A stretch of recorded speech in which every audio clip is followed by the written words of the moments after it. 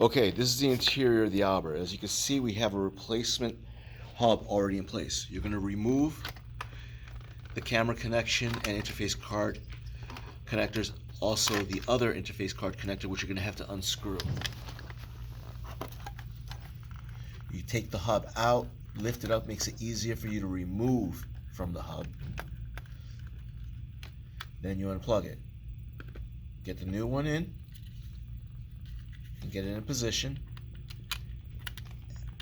and reconnect. You want to make sure this is secure. Once this is done, you will be plugging the power and the other USB connections back into the hub. Then place it back in the cradle and have it snap into place,